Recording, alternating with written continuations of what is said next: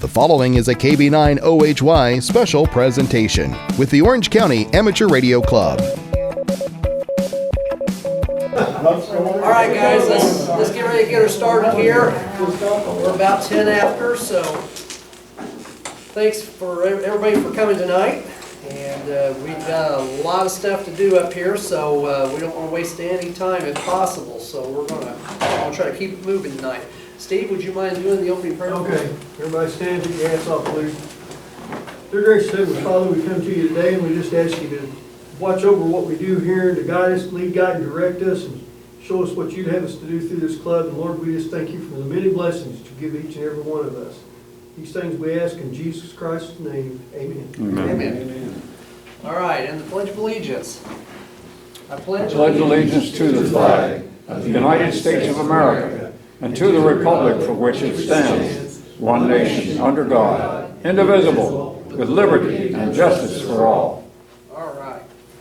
And we'll go through introductions and then off to our presentation. So I'll begin. My name is Matt Wolf, KBI-HUO. I'm the president. I'm from Orleans. Jason? I'll go next. Jason Archer, KD9VZU from West Baden Springs, and I'm the club treasurer. And where are we going to go next? Kevin? Kevin Walters, KA9ELN, West Baden Springs. Hey.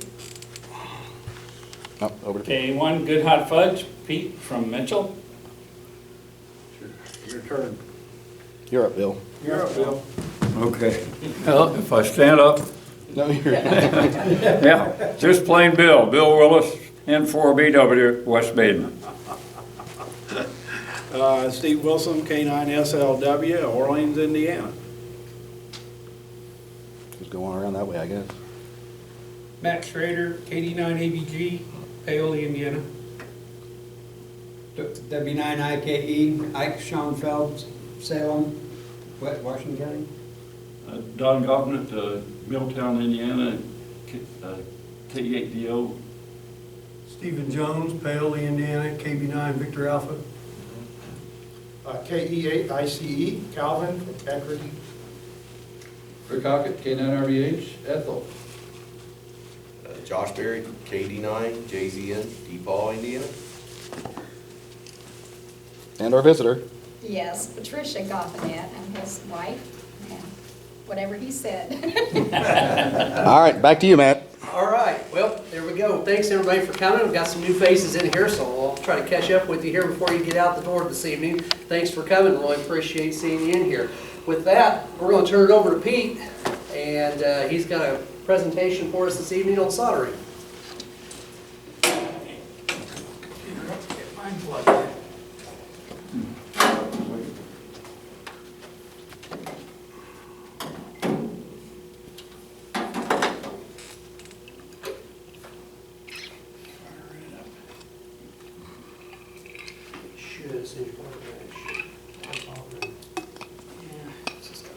There. Starts doing that inevitable countdown.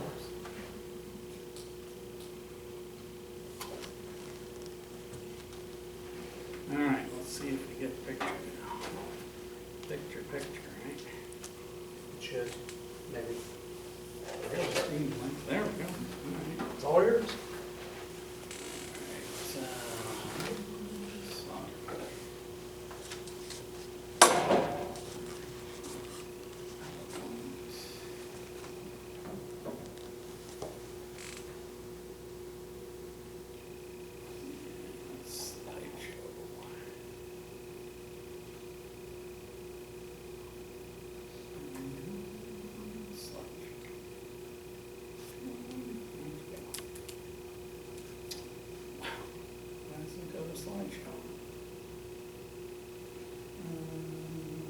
There we go. Yep. Okay. I've got some handouts. I can pass these around. Just take one and pass it around.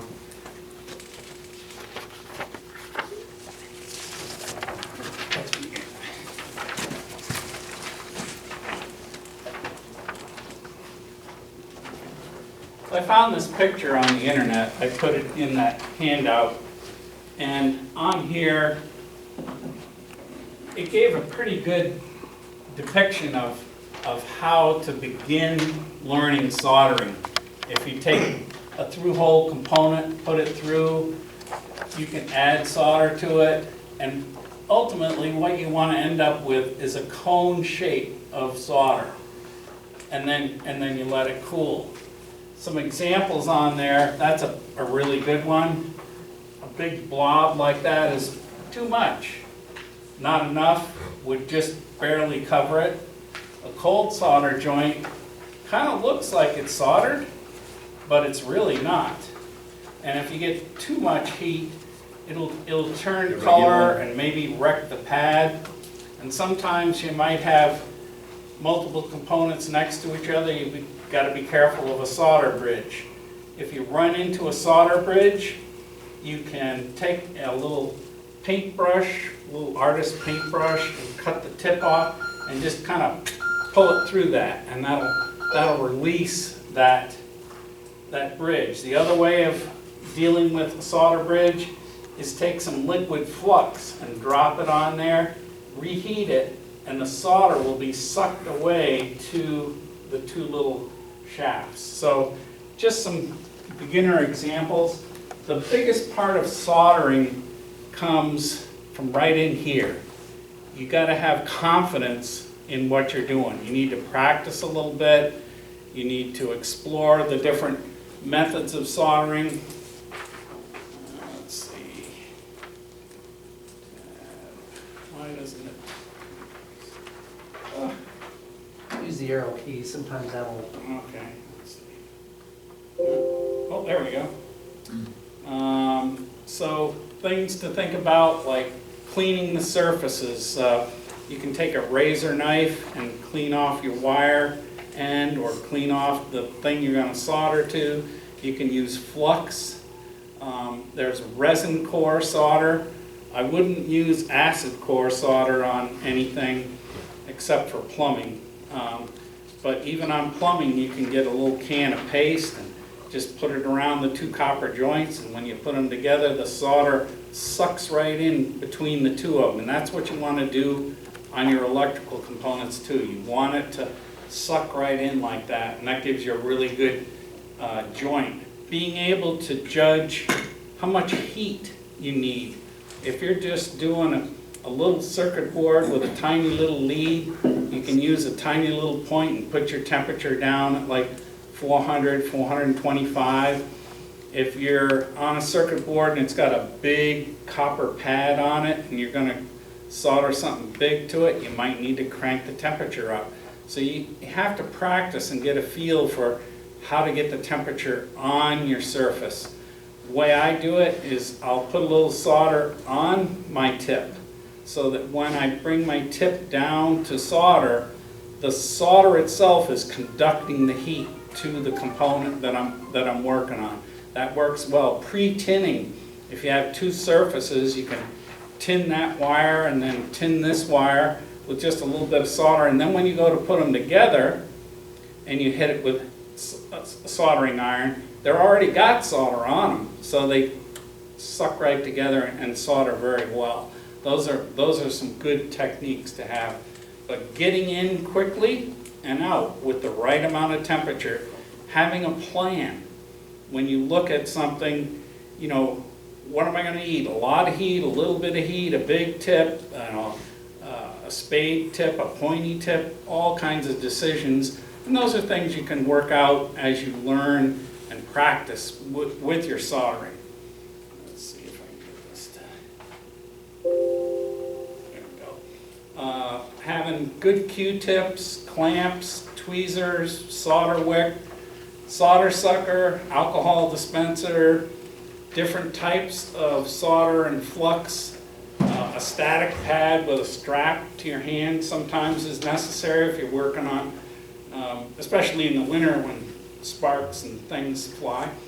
Having a little fan. I got a little electric fan I use to blow the solder smoke away, that I don't breathe it in. It's not, over time, it's not good for you. It's a cumulative thing. You don't want to be breathing that stuff in. Some of the newer solders and newer fluxes, they've got chemicals in them that you really don't want to breathe. And in that case, I have a dryer hose, and that goes all the way out to it's like a double-ended fan. It's got a suction side and an exhaust side, and that goes outdoors, like with a dryer vent.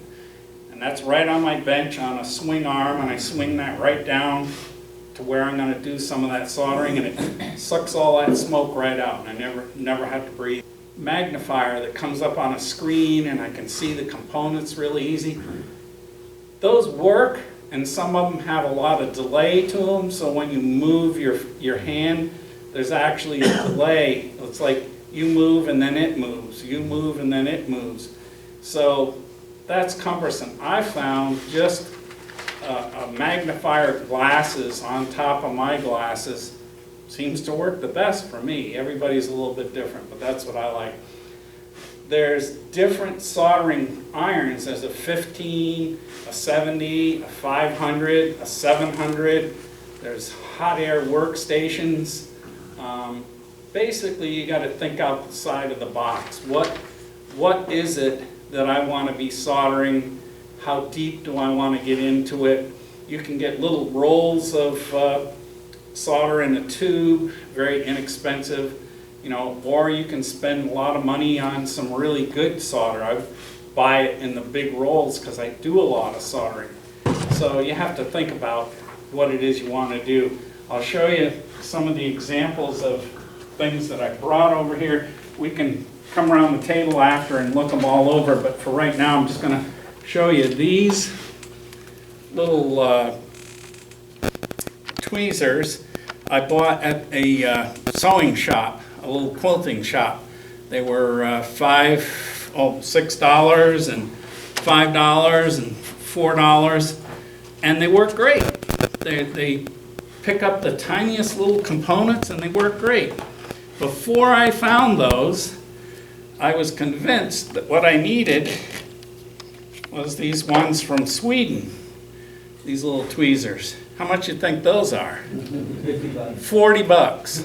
Yeah, so I bought 2 of them, so I got 80 bucks worth of tweezers, and right here for 15 bucks, I got what I really needed. So be careful and think outside the box. My wife's always surprised when I go in the quilting store with her or something. She'll say, "Why are you in here?" I said, "Well, I might see something. I'll figure out what to do with it." So thinking outside the box saves you a lot of money. When I was working in television and radio, these were the handy tools you carried around in your pocket protector, and those were called greenies. One of them's green. It's the one you use the most. But those are kind of handy little screwdrivers. They work well in tight spaces. It's good to have clamping forceps. Those hang on to things.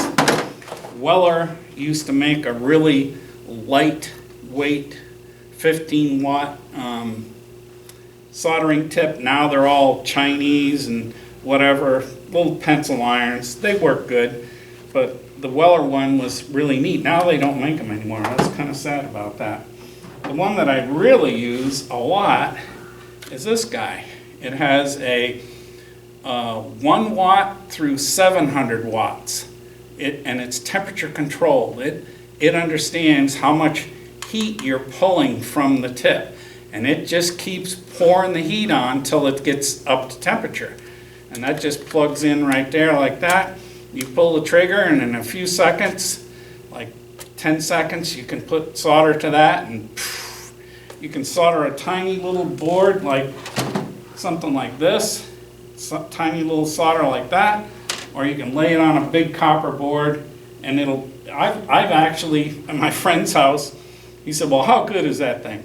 And he had a piece of tower section sitting there that he'd cleaned all the paint there, it's heating up, cleaned all the paint off, and I said, "All right, watch this." And I said, "Hold that wire up against your tower," and he held his wire up, and I went and soldered it right to the tower. He's like, "Oh man, you know, this thing got cherry red trying to make all the heat for the tower, but it did the job." What brand is that? This, they don't sell these anymore. This is a Weller, but what I did find was this big puppy here, and it'll do the heavy work on a tower that this one would do. So you can still get some Chinese things and get away with it, but too bad on Weller. What they made these for was stained glass. When they were making stained glass windows, you had to wrap the stained glass with copper foil to solder them together, and that needed a lot of heat, and this thing would do the trick. But they quit making them. What I did end up, as a backup to this thing, Weller does make now a soldering station, and this will go up to about 500 watts. You know, it'll really put out some heat, and you can adjust the temperature. If you're not soldering, it lowers the temperature down to like 300 degrees on your tip. So it's not dead cold, but it's close to being where you want. As soon as you hit the button, it comes up to full temperature in a few seconds, and you're off and going. The tips that I like is a pointy tip like that that's kind of short. There's other tips that are long, like this pointy one. The difference is the heat. By the time it gets way out to that tiny little tip, there's not much heat there. There's heat, but not volume of heat. Where this thing has a volume of heat that I can do tiny little things, or I can do a bigger thing and get away without having to change tips. The little blade tips and stuff are good too. They sell these little cans. It's like a solder in a paste. It's like little tiny little micro balls of solder, and when you put this in here, it pre-tins your tip for you. It's just a handy thing to have. And the reason I'm showing you all this stuff is you don't have to get anywhere near elaborate as this. You know, you can have just a pencil iron and go to town and have a good time, and some inexpensive tweezers, and you're just fine. Big rolls of solder like this thing here, that's 1.5 pounds by Kester. Kester makes really good solder. So if you can get it in a smaller amount, that's fine. These are like $50 new, and they make tiny, go ahead. It's really good expensive too. Oh yeah, it's good expensive, yeah. But I use a lot. Well, I opened this up about a year ago, so it's almost gone. And I got another new one at home. Liquid solder, here's also Kester makes liquid flux that you can put a little drop on what you're gonna go, and boy, that solder just loves it, sucks right in. Another handy thing to have is this solder wick. It's just copper braid at different thicknesses, and when you lay it on something and hit the heat to it, there's flux in this, and the flux sucks the solder right away from the component, and you can pull your part right out real easy like that. If you've got an IC chip, like this IC chip, and you got all these pins you got to undo, the easiest way to do it is to take a piece of wire like that and wrap it along the edge of the tips, across the top, and then back down the other side. Make like a big U. Solder, put heavy solder on all of that. This wire will conduct the heat around the whole way of the chip. Once it gets loose, you put a little screwdriver under it, comes right out. Instead of trying to unsolder every little pin would be a pain. You know, so that's another neat little trick you can do. Here's a 10 watt in, 1 watt out pad, and it's soldered right to a big copper board, and it's got little resistors, so you can do small components into big things. And the key is get in there, get it soldered, and get out. Sometimes you can take alcohol. Here's a little alcohol dispenser. You can pop that up, get a little alcohol on your tip and clean up your solder, or you can take a piece of any kind of paper towel and get it soaked with solder. You got something real sensitive on the board that you're trying to solder, you can get it soldered and then hit it with alcohol and cool it off. And that'll keep it from going around the rest of the board. Other tricks that I use, this tape right here, I put links to all these things on the back side of your sheet there. We can post that on the website, and you can click on any of these items on here and find out where they are. But this tape right here will withstand like 700 to 800 degrees. It's really, really good tape. So what I do, say I've got to solder one little thing there and there's a lot of other components in the way, I'll put this tape around the components I don't want to get interfered with, and then I can go in and just hit that one little point and don't have to worry about messing up the other components. It does a good job. Another thing that does even better than that, where you really got a problem with heat exposing the tiny little microchips and thing, is this copper foil. You can take this copper tape, it's sticky on one side, and tape all the components around, but except for the one that you want to hit. And then you can take your hot air gun here, and that's what this is. Puts out scalding amounts of hot air, and you turn it on and you just bring it up and hold it there for a minute, and it heats right up till the solder melts, and you got your little tweezers and pull it right off. Put your next one on and get out of there. In and out. That's what you want to be working towards in your soldering skills. Here's a complex circuit board that I made, all homemade, little tiny joints and all kinds of things. Like one of my friends came over and he had a rotor, Steve, he had a rotor, and there's a wiper on the rotor that goes around this resistive ring, and it tells the meter how high to come up or down on the meter. Well, the wiper went across that resistor so many times it wore it out, and it was like ridiculous. So we took a little copper strap you would use for copper pipes, and you put them up on the ceiling and hold them up. And I just took a little Dremel tool and I cut a little curved piece of copper out of there, clamped it on with the clamp, clamped it on, and went in with the hot air tool and just touched it with the solder, and it went right in, cooled it off, and we were done. And now it's strong and good to go for many, many years. So all kinds of fun things you can do with soldering. It's like being a little bit of a metallurgist in a way. You learn as you go.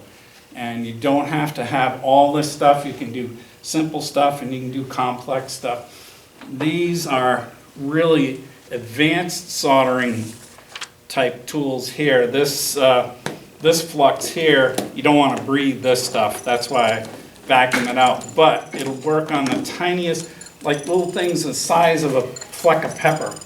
And this right here is solder, liquid solder. And all it is if you look under a microscope, it's little tiny micro balls of solder. And you just put it on the little spots where you want, put on the component on there, hold it with a pin, hit it with the hot air, and all done. So fun little things. You can solder wires to light bulbs. You can solder wires to batteries. You can take a battery. And most people are like, what, you can solder to a battery? Well, yeah. You just take a screwdriver. You need to clean the surface. I take a little sharp something and I just scrape the surface and then put my solder on there, and bingo. I've got my light soldered on or whatever I need to run wires out to, So you can be creative with your soldering techniques. This little thing here, it's a little circuit board I worked up, and it's random flashing LEDs. My wife was making this quilt on the wall, and she says, I got all these fireflies. It'd be nice if they lit up. Mm-hmm. So I made a real slow, random flashing bunch of LEDs, extend those out with thin little wires in the middle of the quilt, sew them in right behind the fireflies, so when these flash, it looks like the fireflies on the quilt are flashing. And this thing goes down in the pocket in the back side of the quilt, and you hang it on the wall. So it's amazing what you can find and build, and there's all kinds of kits online and stuff. But I have a lot of fun soldering, and I've done it a lot of years, and it takes experience, but it also, like I said, it takes confidence. You can't be too afraid to mess up. You just got to redo it again. If you mess up, do it again until you get it right, and then you're good to go. So you can all come up and check these things out or try out soldering if you want. I brought plenty of things if you want to. If not, that's okay. But I just thought I'd share with you some of the techniques that I use in my shop, and I have fun with it. So thanks, guys. Pete, what Yes. kind of, do you use any helpers? Do you have anything like that that you I like? do have helpers. I found I didn't bring it with me, but I have one of those suction cup vices, Okay. and it has little helper With things little on arms it. all over it? Yep, you can use those. Those are handy to hold stuff. Yep.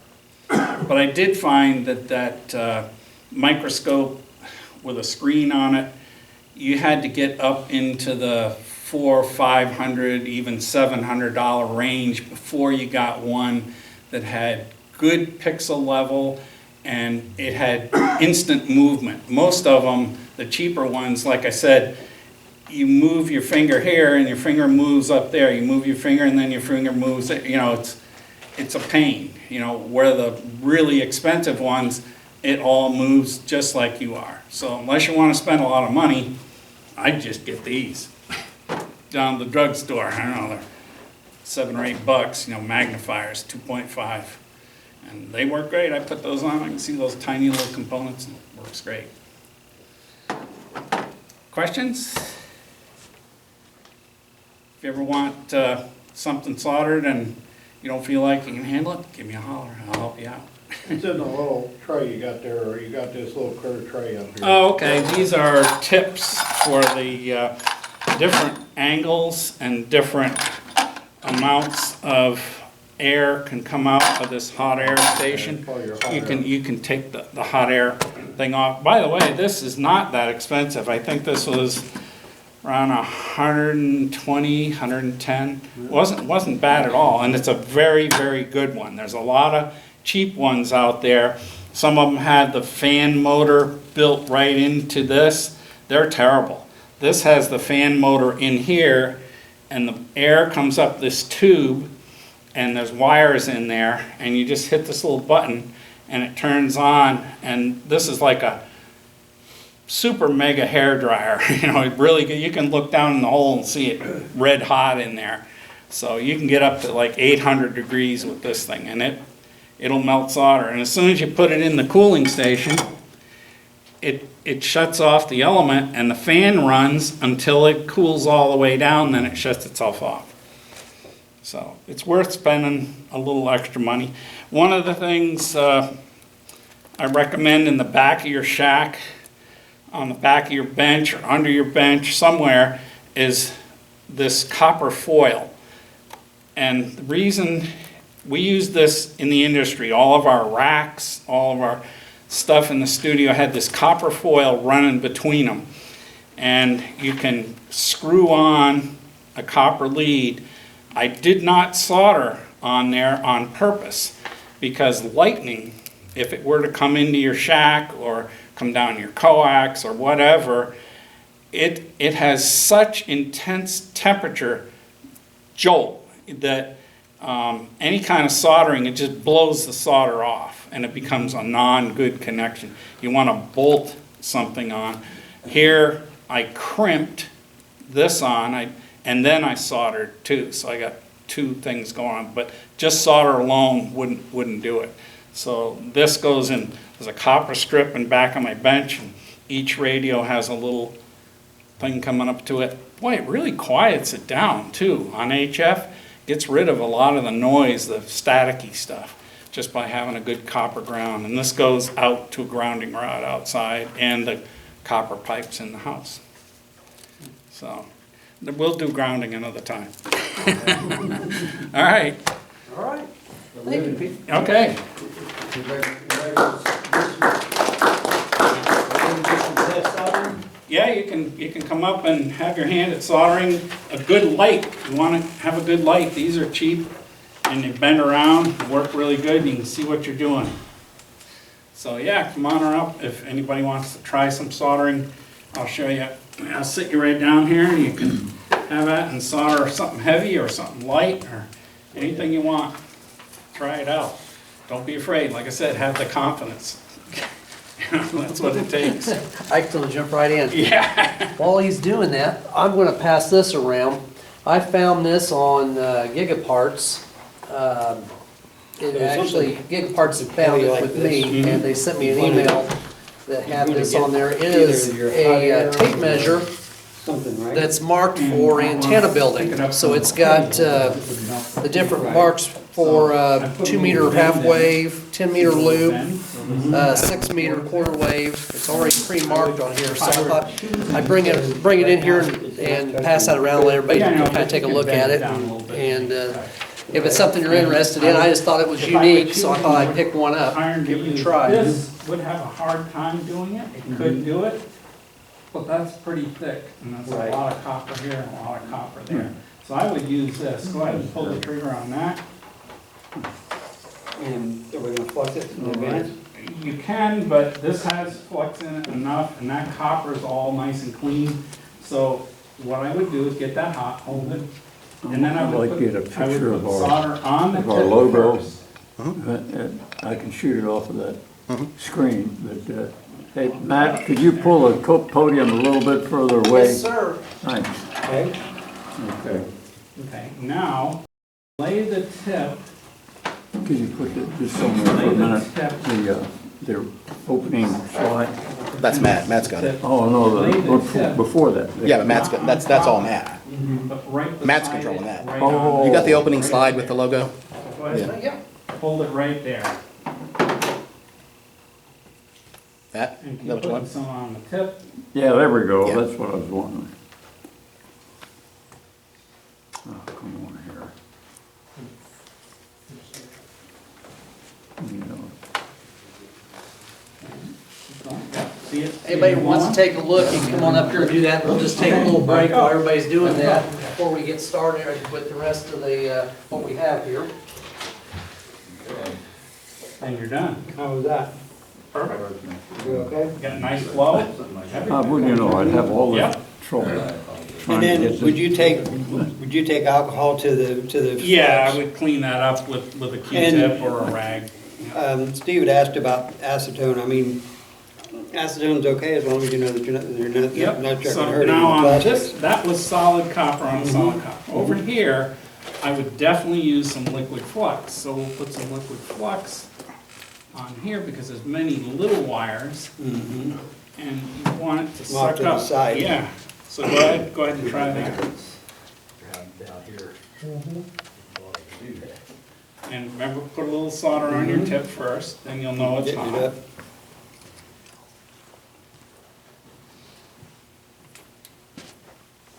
And that I would put, yeah, more onto the wire even. Put the tip more onto the wire. Lift it up and put it right on top of the wire. There you go. Now it soaks through the wire down to the copper board. Now I'm tinning. Yep, There it goes. I see the flow. yep. Okay, done. Now pull it out. Pull out of there. Get out. You don't want to leave too much heat because you'll come in and melt the semiconductor. Yep. But that's a good solder job right there. And you just clean it up and away you go. You can make it look neater as you get better, but that's physically a great job. So main goal is physical and electrical connection, right? Yep. Next, Let's see, where did I put that? Gotta be those. Steve? Nope, I'm just watching, Oh, okay. looking and watching and There was something I wanted to. Come detailing. on, Josh, jump in here. Yeah, somebody else take a turn. Let's see, here's a, now this we want to hold because it's going to get hot. This you can hold with the tweezers and just hold it down there. And you're going to solder that piece right on there. The way to do it is to get your gun hot like that, put a little bit of solder on the tip, you do it. Go ahead. Get your tip tin. A little bit more. Okay, and now hold it right next to it. And add some solder to the tip. Keep going. I don't think we're gonna get to 40 meters. This is just quarter wave and 10 meters. Yep. Yep, Okay, and then blow it, blow on it. yeah, that's it, 25 and that's it. And there you go, it's done. That was You know, I was easy. surprised by that too. Like the It was like 6.5. thinner, Yeah. Oh, Solder, thinner Yeah, I solder sent them an email is about for it. little tiny They components. need to go with that. All they this need is to go on with your more sheet. than- I gave you the regular, info like, on that, where to order it and all that. nothing's real thick. So you said that the, what you use has the flux already in it? Yep, that has flux in And it, that's- because you saw the smoke coming up. Okay. And that was flux in it, but I added some liquid flux here to that wire, to these little skinny wires to help them along. That helped. Although he gets I really can tell good when big it plastic. As soon as it started flowing underneath Take you a and little surrounding it, that's spring or when I something, pulled lay it it off. back That's on when the you pull out and heat it, goes right in it. Blow on it, and you're I good to got, go. you buy the On rods, here, matter of it's a fact, like tiny Harbor Freight, little- you use that. Yeah, I was gonna say, they make a little tool that you just Yeah. Resistor, Yeah. see it? Yeah. Yeah, I've seen those tools, I know. Yep. Yep. That's real, I didn't think of that. Yeah. Now, you don't use this. No, to do no, that. I don't, no, on this, I'm using that hot air station. Okay, so for tiny tedious things, you Yeah. gotta have. Really, I mean, I might try it with this, but it's too tiny, Yeah, so I just use the hot air station. See the tiny little LED? Oh, yeah. And the resistor, the little black resistor? Yep.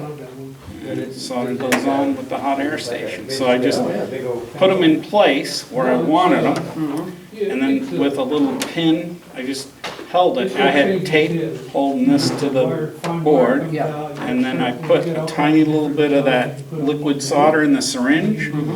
Just a smidge there. And I let that be like a paste. And I put this down on and the solder's underneath it. As soon as it comes up to heat, the solder comes out from underneath it and goes to either side and doesn't make a short. Yeah, that's nice. Yeah. So you can do tiny little soldering like Yeah, I that. was gonna say that one. Now, if you had more components over here, you'd use that metal tape or that other tape and protect them so that the hot air doesn't heat them up. You know, like one of the things that goes bad in a ICOM 7300 is they have a little button battery, the tiny one, and it goes bad. And you start to lose the time and all that stuff. Well, where they put it, it's way over in the corner, it's hard to get to, and there's all those tiny little pepper components around it. So I take all those off and hit it with the heat and lift it right off. Yeah. And I didn't put another one back. I big put bulb. two I'm leads surprised it's out that big. to a little container, and I can put my own battery in. You know, so much better. Yeah, yeah. Yeah, that makes Yeah. sense. Praise the Lord. And, All right. computer techs, most of them have never touched the Yeah, I'll soldering plug, iron. well, I'll turn that thing on. Let's see. Let's see. So pick that thing up and don't get your hand in it or anything. You're gonna press this little blue button. Setting dip switches to set up the screw. Now she's coming up to temperature. Oh, that fast. Memory board and all that. Yep, you're up to 820 degrees. And you can just start soldering with it right now. Wow. And then when you're done, put it in there and listen. And most of the Set it in there. Hear it speed up. Now it's cooling that down and it'll bring it down to room temperature and it'll be all happy. Wow. Fancy. Yeah.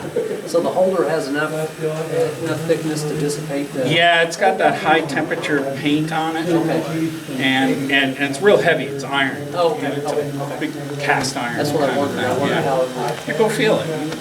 Feel it. So do you use this the most? No, actually,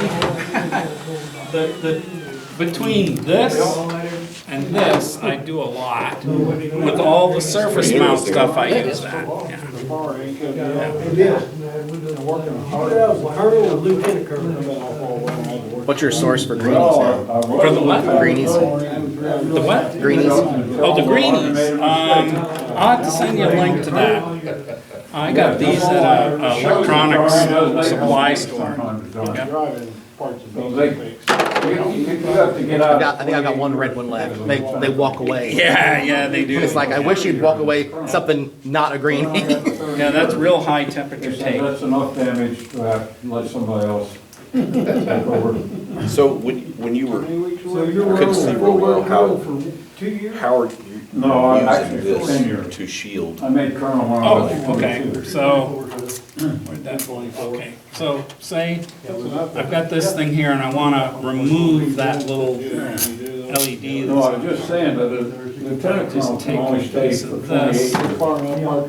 But when you make 06, you can stay 30 years or 5 years in grade or more. And I My would put it, squadron commander was so now I take another piece He made colonel. and I just cordon off the little piece that I wanna remove right there. Then anything soldered onto all these other pads wouldn't get affected.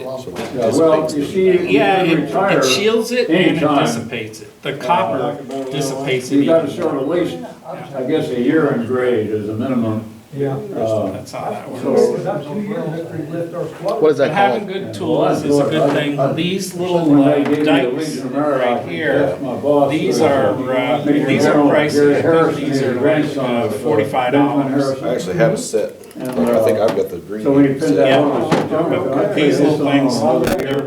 real rugged I and would have they're been real willing to sharp. stay. Most people So want to you- get out. sometimes you have to spend a lot. But here I made a mistake and spent a lot and didn't need to. Where do you get the heat cellophane tape that you're working with? This, I put it on the back here. No, okay, it's on there? Yeah, it's on there. Amazon. Okay. Yep. Pretty cool. So what brand are your diagonal cutters? These are, I'm trying to think. I've got old ones that are good, I can't find new ones that are any good anymore. Yeah, send me, yeah. You know what I mean? Send me a link and I'll, I've got 2 pink pairs that are really good, even those. Exolite, Okay, Exolite. Exolite. Yeah, Exolite, yeah. Same as the greenies, yeah, I should Yeah, remember yeah. that. These are inexpensive, I got these at a flea market, you know, these, Brake's got those. yeah. Handy stuff to have. All right, guys, well, we'll go ahead and move on with the rest. Thank you, Pete. Yep. Really appreciate that. Hopefully you got a good takeaway. You want to sell your last radio here? Yeah, that's. Tell them about this Yeah, radio. that's from Ron, who passed away last June. He had a whole bunch of those things, and so I'm selling them for $40. You got the charger. I preloaded it with all the repeaters around here. It does 2 meters, 220, which is nice. 440 does the Marine Band and FRS and GMRS, all in one radio, $40. Does it, probably does aircraft band too, doesn't it? It does receive on the aircraft can't band, you can't transmit there, yeah. But like on the weather channels and stuff, it transmits, so when you program them, you gotta go in and tell it no transmit, off, off. So the best way is with a little cable and the chirp software, yeah. Fit a cable and chirp. Yeah, but that's how I loaded it. All right. Well, thank you again, Pete. All right. All right, well, every month I try to throw in an app that, or a program that pertains to amateur radio, and I forgot to put one in, so when I came to the door today, I real quick went and downloaded, or went to one of the pages for what I've been looking at. So this is ham-app. So if you go in here, and I'm just going to type my call sign in, and to set it, and it wants to know my location, and kind of like last month, with what we had last month, this dashboard shows most of your band activity, location, date, time. It's got UTC on there as well. So it kind of shows you, you know, what bands are quiet, which ones are hot, moderate, active. So you can kind of get an idea before you get on the air, what's going on. The band propagation there on the right-hand side. You've got a call sign lookup here and a repeater finder. And I haven't tried that out, so I'm curious about that. Path bearings and solar clock along with the DX map. So a little different flavor of what we showed last month with the open ham clock, but wanted to kind of let everybody see that. And there is another one that I do want to talk about briefly, and that one's called MPing, M-P-I-N-G. And that one is a weather app. It's part of the National Weather Service and University of Oklahoma, I believe it is, have went together for a crowdsourcing weather reports. And so if you have that on your phone and severe weather's coming through, you can make a weather report to the National Weather Service from your phone. So they made it fairly easy. It's really easy to maneuver. You can go on there now and do a test, send a test report in. And that's kind of what the map looks like when you look at the map. You'll see all the reports populating up through there as they're coming in. So just ask some question. Those are popping really fast. Are the phones just automatically throwing it in there? That's why they're popping so fast? Yeah, at the time they took that, those were just reports. What it'll do when you issue a report, it'll put, like in that situation, I know it's hard to see from back there, but those are snowflakes. Oh, okay. So those are snow reports. I thought those were reports. Yeah, well they are. They're snow reports coming in. So I had to zoom in to look and see what it was, but they're color coded. The green ones down here, I think, are rain reports. And then, but those silver ones all the way up through the mountains there are all snow reports that are coming in. But they'll sit there and it'll time lapse for a certain amount of time and replay those reports so you can kind of see where the reports are coming in. So once you've made a report, do you have to keep making reports as things change, or does the phone keep pinging it? If you make your report, and then if the situation changes, high winds, whatever, just shoot another one. Yep. Hail. Yep. Yep. Okay. Yep. So that's a real good option to have. I've had it on my phone for a long time, but we've never really ever talked about it. But last. Next, just mping.com? MPING, it's actually, if you have an iPhone or an Android, they're on the Google and the Apple stores, so if you just search for that, you'll be able to find it. But it's a collaboration between the National Weather Service and I think it was the University of Oklahoma, and I apologize if I get, University of Oklahoma and the Cooperative Institute for Severe and High Impact Weather Research. Somebody was trying to go for a acronym on that one, I think. But anyway, I just thought I'd throw that one out there for everybody, especially right now. It seems like we just keep getting hammered by the weather. And so last week, when did we have the tornado touchdown up north? Was that last week? Last Tuesday, wasn't it? I think it was. Okay, I was listening to it. I connected up to a repeater in northern Indiana when that was going on, and I was actually listening to the District 1 Sky Warn up there as that stuff was moving through, and it was impressive. District 1's out of Chicago, and then there's Central Indiana Sky Warn for the areas around Indianapolis and out of the Indianapolis Weather Office. I just Monday went through and took the Skywarn virtual class online and went back through that again this year. And Indianapolis is the one doing that, and they did a really good job. But one thing that I noticed when I was listening to them, they had an automated announcement that would play at a specific period of time, saying if you have a report, report it to the app, and it gave an address. Well, that's odd, so I went and checked the app out just to see what it was.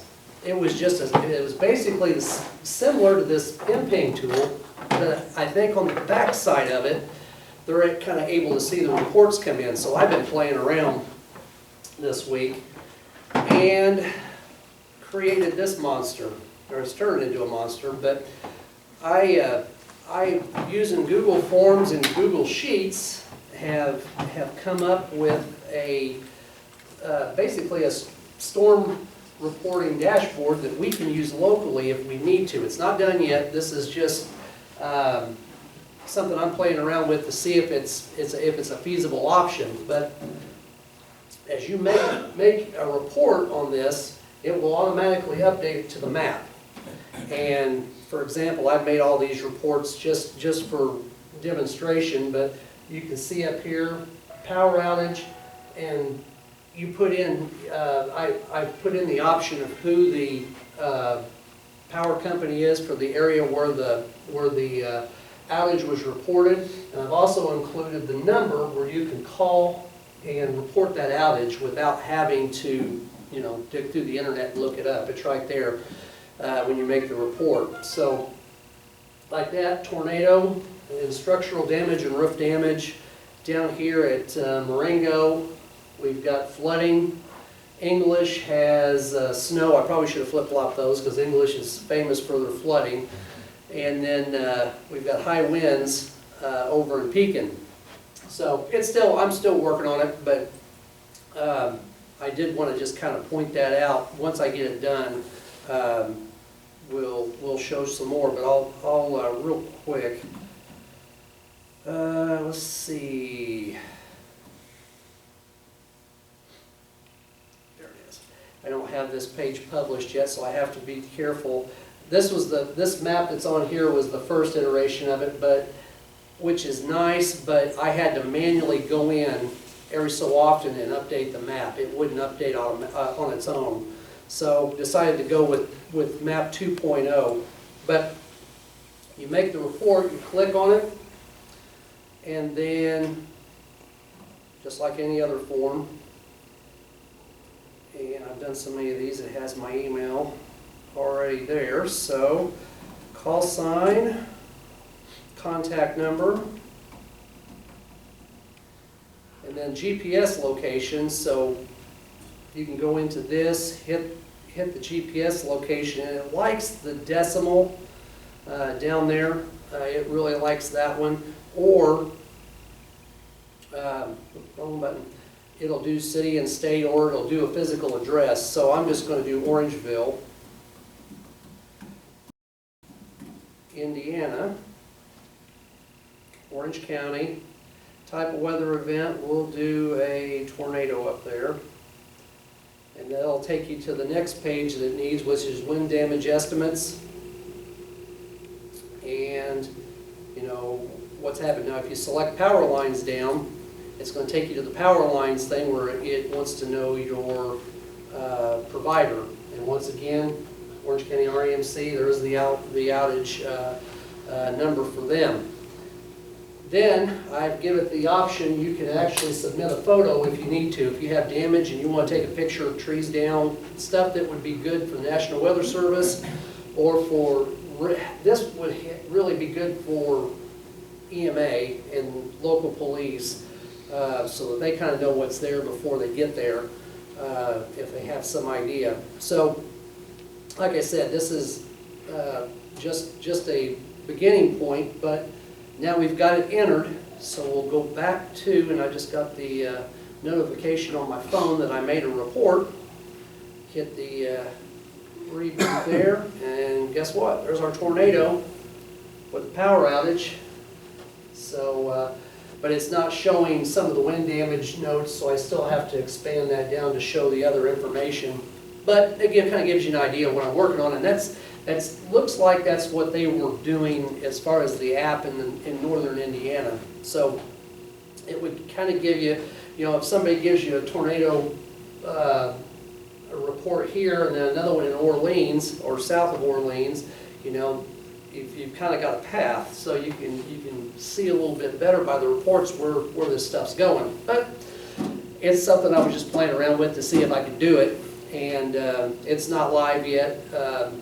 It works, but we're not to the point. Once I get the mapping part done, then I'll put that map onto this page here. And this updates everything to Indianapolis, so they see the big picture? Not yet, but I do have the ability to take the data and put it in an email and send it to the National Weather Service. Ours goes to Louisville, so, but there is a reporting email from them, and we could take that data, put it into an email and send it right out. So I haven't figured, I don't want to make it automatic yet because that might be a bit on the dangerous side, but if that's one of those things where we probably need to go in and hit it and send, where we can send it. But what it does is, we'll go to the sheets here. It populates this sheet with the timestamp of when it was reported, email address, name. This is everything that the National Weather Service needs in order to, to get the information they need. So it's geared towards giving them exactly what they need. Yes, it is. Yeah. And I built it based on the documents they have on the National Weather Service website as far as wind speed estimates, hail estimates, everything like that. So that's kind of what it was built around. It was so the questions it's asking on there are the questions that they're training people. How wind speed estimates and stuff like that, damage estimates. So it's a starting point. It's something I wanted to try. When I saw it, I saw how well it was working up there. They didn't have a lot of radio traffic, but there's times when storms are so bad. Rick said that he was listening on HT the other night, but he went, when the storms were rolling through. But if he had something bad happen, he could get on his phone, shoot a report in. Whoever net control is can watch that map on the website and be able to relay that out. So, but that's me playing around again. So it's we'll get there. I'm gonna update that report right there where you can barely see it, but that's a report for hail.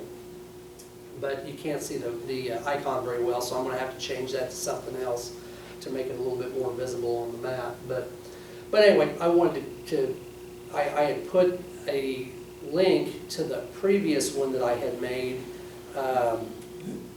during the storm the other night, because I figured, well, if we had somebody come through and they wanted to throw a report in there, I was watching that sheet to see if anything came in, but we really didn't have anything as far as anything severe. We did have somebody call in from Washington County, from the Washington County Detention Center to find out about the tornado weather.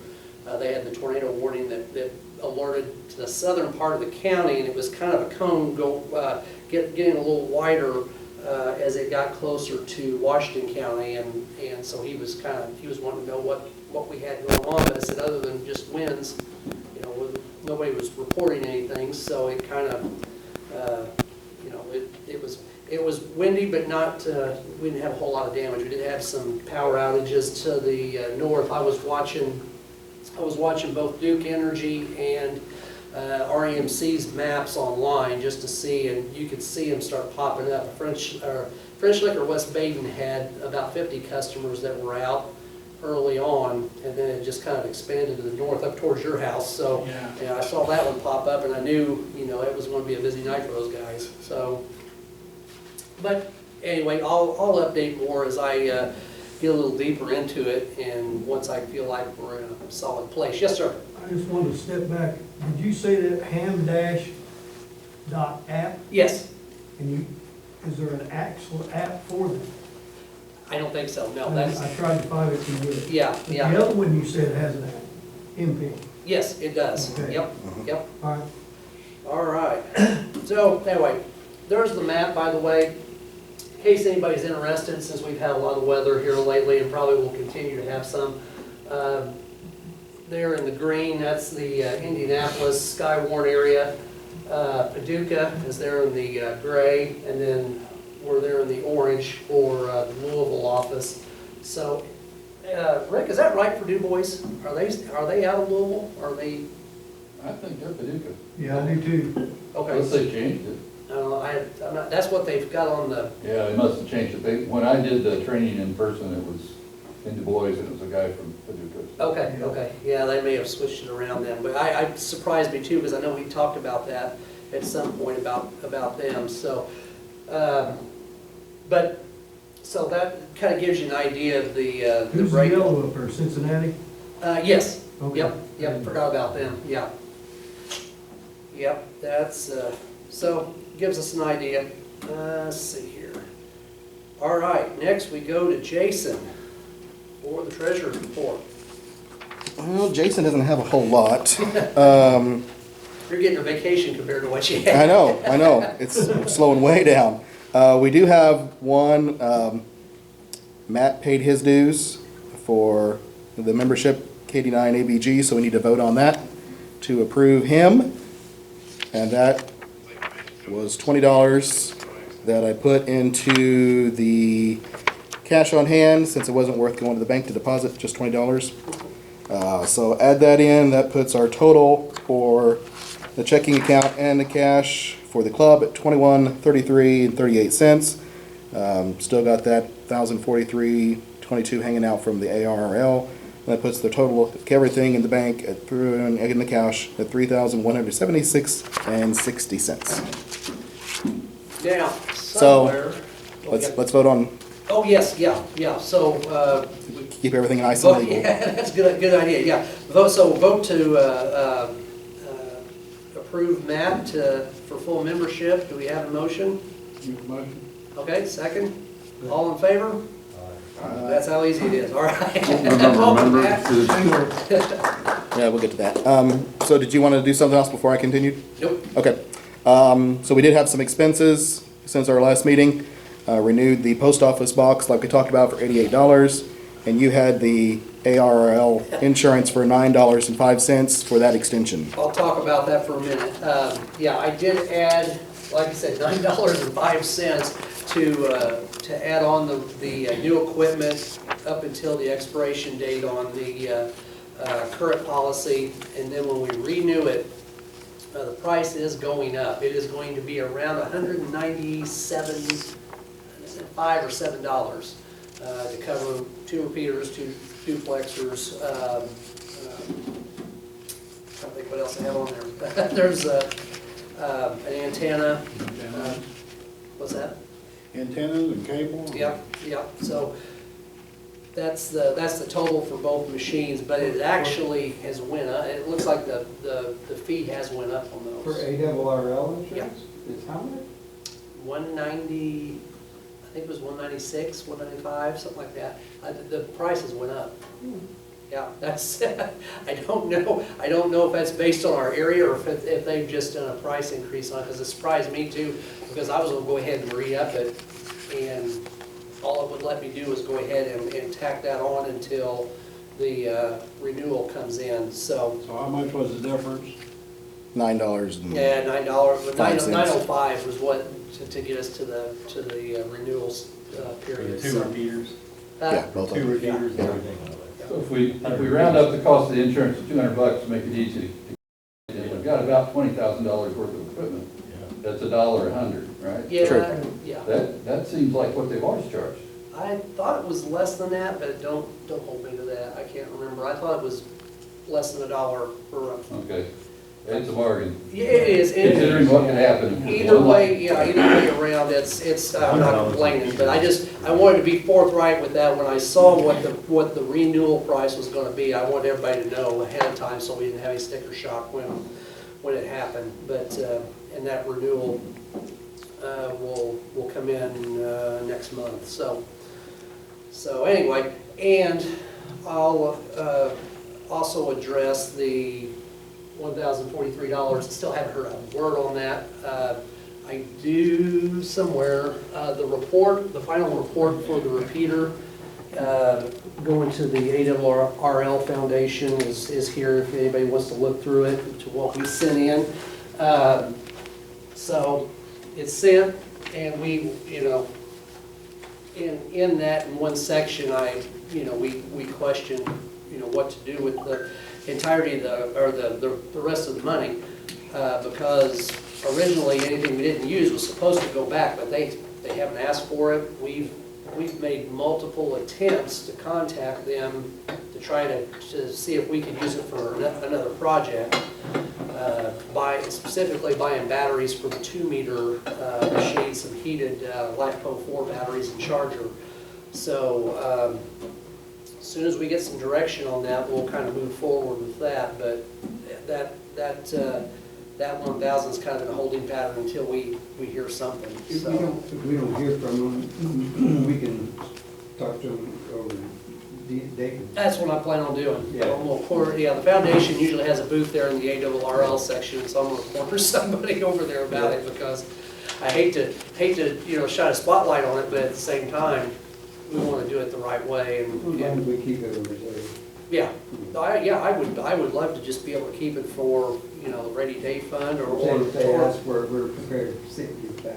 yeah, either way we need to go with it, but we had approached them about what to do, because we had other expenses that we'd like to, or other projects we'd like to do, improvements as far as the repeaters go, and so we'll just wait and see. It's kind of been a trending thing, but we'll keep working through it and see if we can't. But if it gets to Dayton before we hear anything, then I'll catch them in person there. Sometimes it's a little easier to get an answer, or at least get something moving when you're right there with them. So that's it. Jason, you got any more? Bill was asking, so we're at 32 members now, Yep. and I do have the sheet over there next to the sign-up sheet. If anything has changed in the past month, your call sign changed, anything you need updated, leave that over there for me so I can get the sheet updated. Over there is also the new club directory that people have been asking for. So that is the current version that I have. So if you take a copy and you see anything wrong, let me know. Does everybody have one of these? There's lots of copies over there, so. That's what I say. Go ahead and we'll take one and then pass it around to everybody. I don't need one. There you go. Grab one and pass it around, and we'll make sure if you need one. If you don't, we'll just give them back to Jason, and he'll bring them next month. So. Do you want to pull up the groups when we're done and show them that? Because it's on the groups thing as well. The groups. Group IO. Oh, no, I hadn't done that, but yeah, that's a good idea. So another website that we've got, my brain wasn't working there for a minute. So we're starting to branch out. There is a website called groups.io, and there's several, it's a good place for us to post announcements and stuff. But if you look up KB90HY on there, we've got 11 folks signed up for it right now. But the club directory's on there. Stuff about the nets, Pete's soldering demo, Skywarn Plus commands for the repeater. There's several things that are on there. So my goal was, instead of updating these papers all the time, when you need a change, let me know. I'll update it on the back end. I'll upload it to the Group IO account, and then you can get it from the Group IO account. yeah, And either print yourself off a copy, save it as a PDF, or whatever you need from that account. And if you need a hard copy, I can print them off, but yeah, I don't see a need to make 30 hard copies every month, every time I make a change. Yep. Because that's what I have. Some people didn't give me phone numbers, some people didn't give me email addresses, so if you're one of those that doesn't have anything on there, give me your information, I'll put it on there. yeah. We'll hedge. But I've had to steal whatever I've got from either the membership form that you gave, that we used to sign up, or what was on the QRZ account under you, or what I got off of the FCC database. that I could find, so, Yeah, update your QRZ account. Yep. Those QSL cards can't get there if they don't have your address, so that's a good one to update. Yeah, thanks for that, because but there's, you've got phone numbers, you've got addresses, you've got emails, you've got who's a VE tester and titles for everyone, so I think that's what everyone has requested. So I think I'm pretty much caught up with this revision with all the current changes, so. Good, okay. Rick, do you want to discuss the VE testing? Yeah, we've got a session coming up on the 28th. It'll be here. It's a Saturday. It'll be 10 o'clock. If anybody wants to upgrade or get the first license, just shoot me an email, and I'll give you the information we need to do to get you pre-registered. All right. I'd also like to make a suggestion that Yeah. if you're gonna get an insurance bill next month, we know about what it's gonna be. I'd like to just move that you go ahead and pay it. We'll pre-approve it, so to speak, so you don't have to screw around with it and bring it in and talk to us about it and all that. Okay, I'll second that. okay. All in favor? All right. Okay, all right, we'll get that done, we'll get that knocked out. Well, I just wanted to be upfront on that, just because it kind of shocked me when I first saw it, but we're good on that though for a year after we renew, so. And here's Jason's chart, I wanted to highlight this one. I think that's up to date, I think. Do you think? It's close to up to date? I saw after I did the report that someone, and I forget who it was, upgraded to extra, I think. And then I don't remember if I Calvin. changed, I think it was Calvin. Calvin? And I don't remember if I changed that number to reflect that or not. Okay, well, the big thing is we're getting extra heavy. We're 14 extras now, 12 general and 6 technicians, so that's a good thing. We got a lot of people that's getting those upgrades, and so congratulations to everybody that's done that this year. I know Calvin's the newest extra, so congratulations. And was there another one in the room? Do we have 2 or no? Well, Nathan. Huh? Nathan. Ellis. Oh, that's right, I got Nate, Nathan. Yeah, Nate. Steve, And Steve, I got both of them last month. Oh, so yeah, they Steve were- got his, yep, so.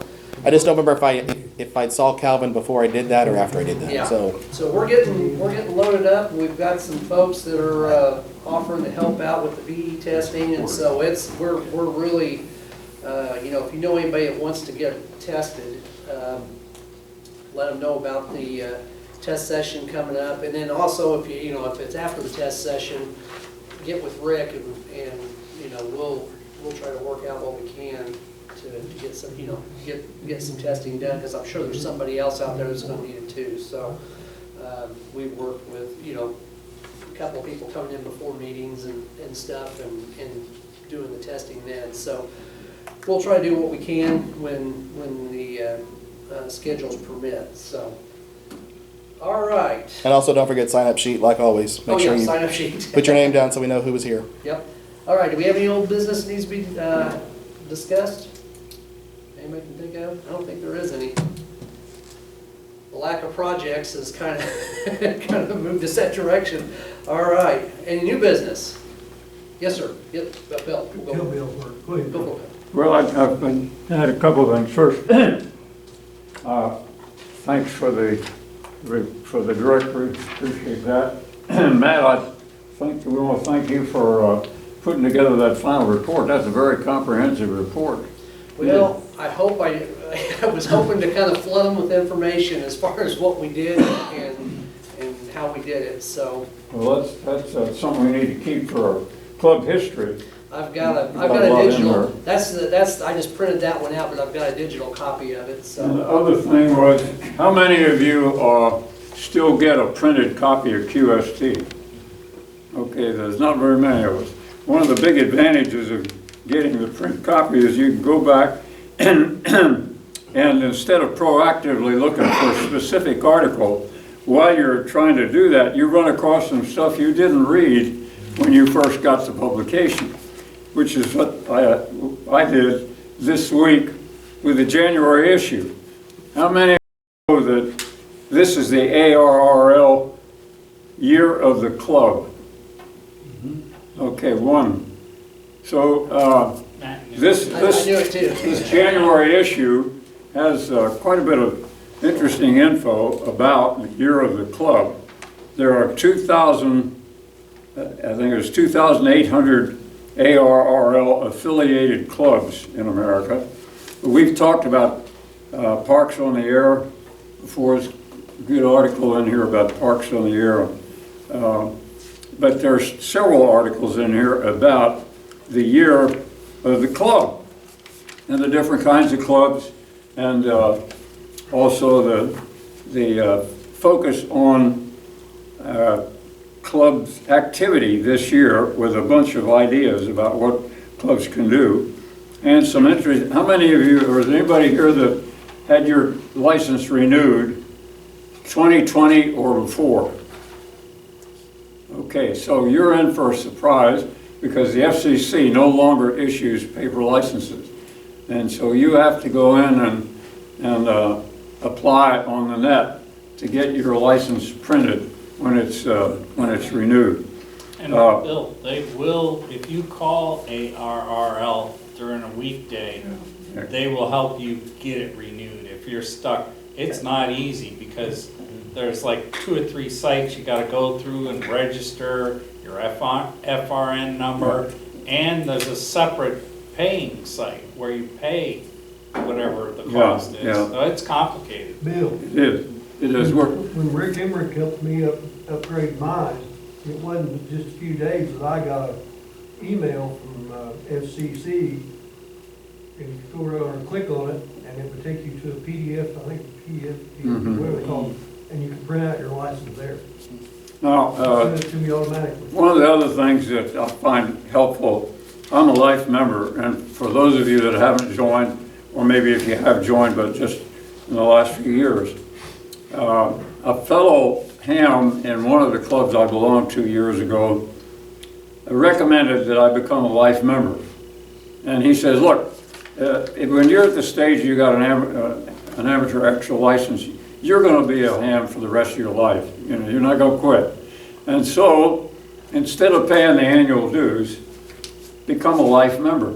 That was one of the best pieces of advice I ever had. That was 50 years ago. Oh, yeah. And so my life dues have made the cost of my membership, a matter of a few quarters a year. And so prices are probably, one of the things that you said the prices went up when we were giving the financial report, the cost of insurance goes up. Can you imagine someday Matt standing up here and say, guess what? The price of this went down. That's not likely to happen. And so if you become a life member, it's going to get cheaper and cheaper and cheaper the longer you live. And if you live as long as the Lord has let me live so far, that's 74 years ago that I became a ham. And so ARRL has lost money on me. But one of the things that was in here that you will not likely read if you don't get the paper copy, and I think it's too late to try to get one now if you haven't already decided.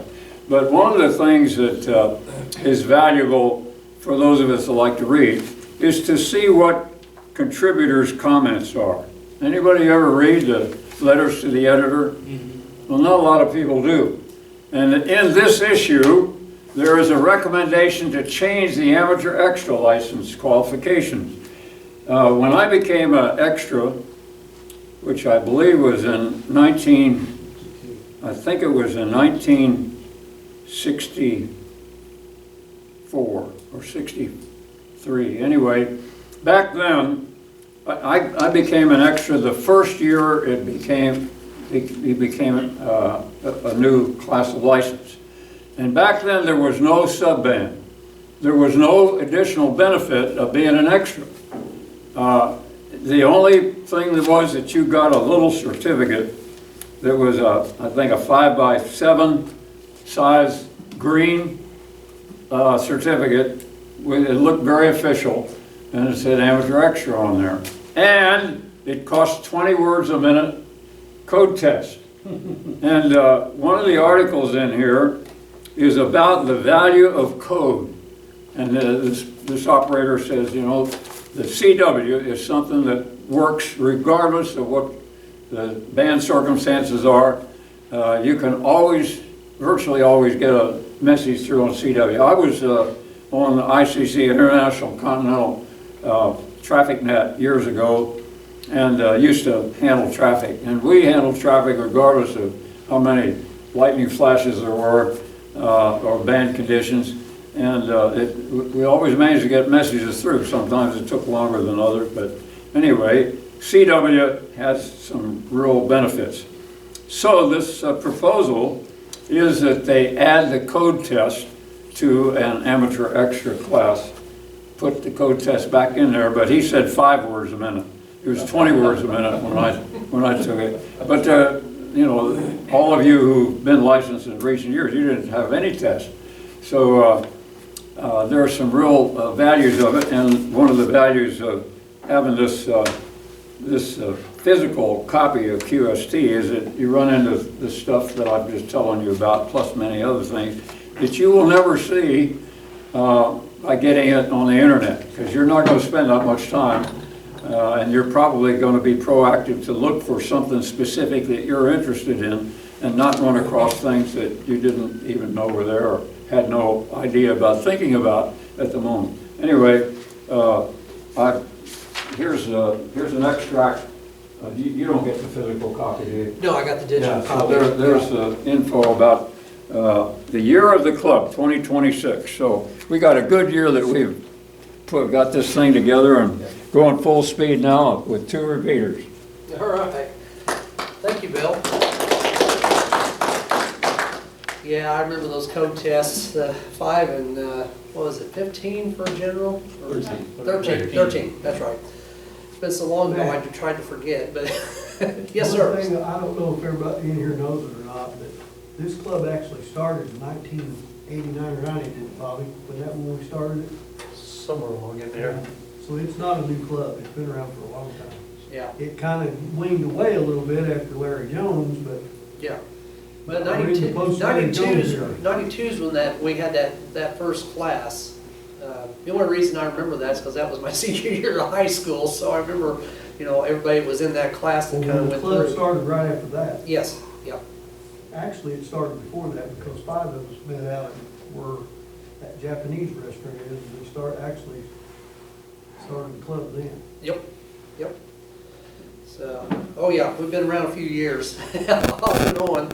But yeah, that's, well, we're coming back with a vengeance. Now we're going to talk about this.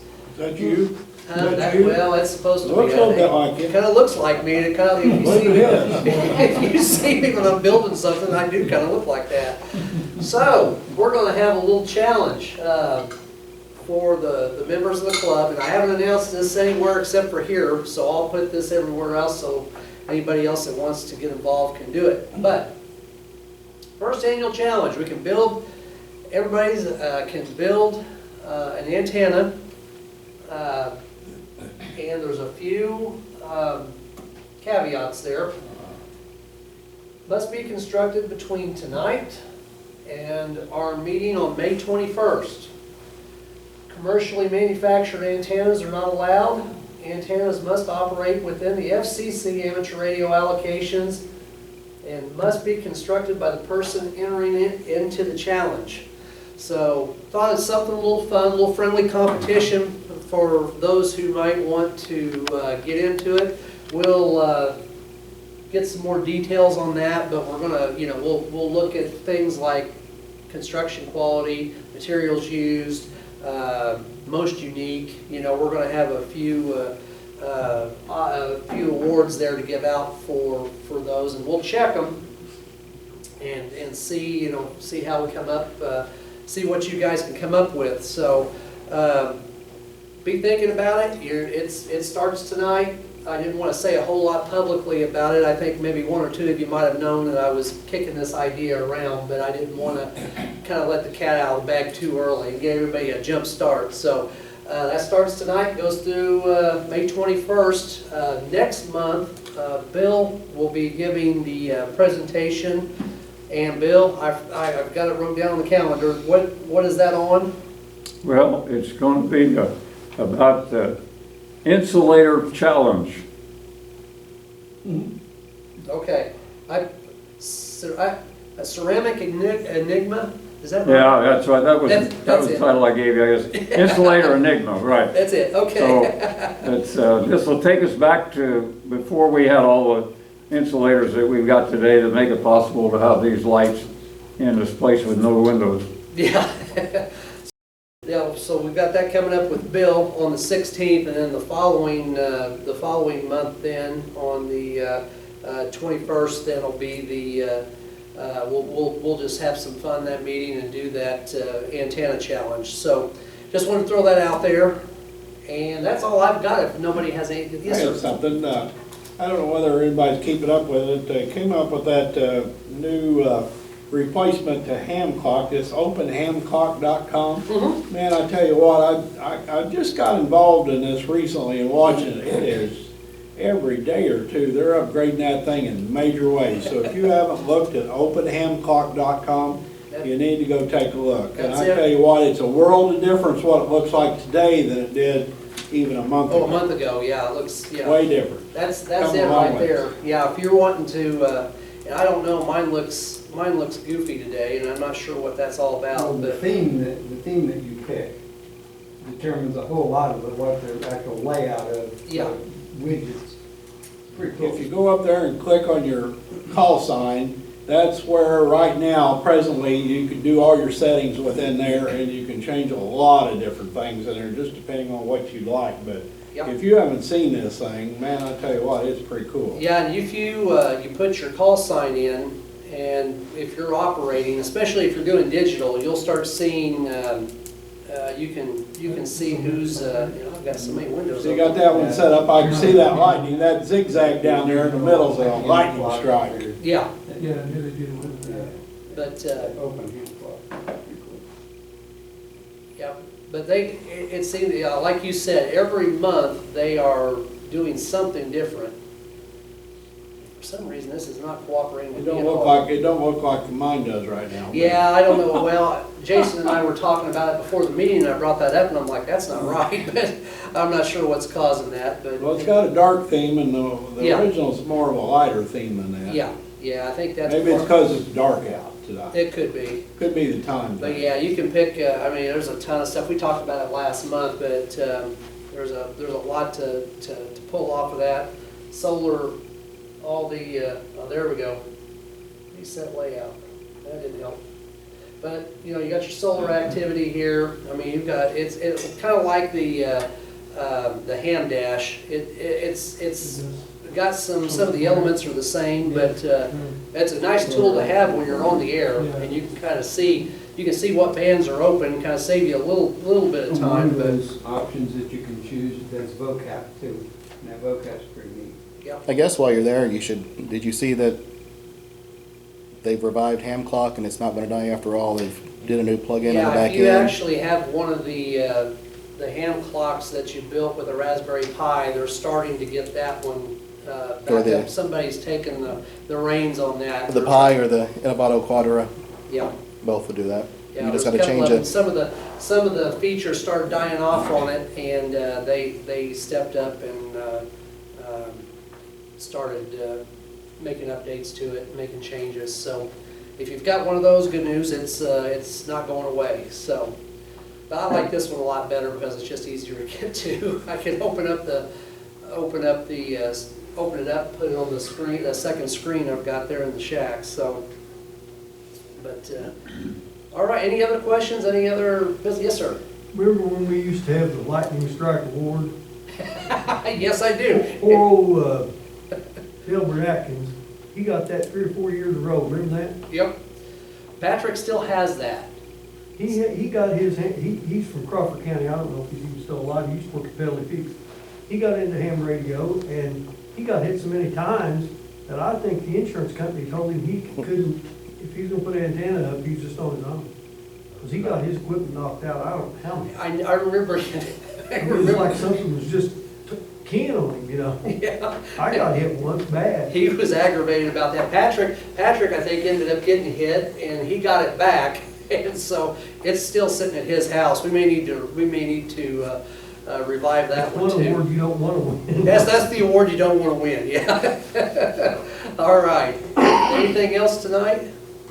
I got a show and tell on my, and see the pass back from a Drake L4B amplifier. We want to see what a bad capacitor looks like. Oh, yeah, there we go. All right, yeah. Yeah. That's that thing around. That's electric. Yeah. Yeah. So moved. Okay, motion. So we At got, the end of that cap. do we have a motion to adjourn? Second. Second? All in favor? Let's go. Thanks for coming, everybody. We'll see you next month.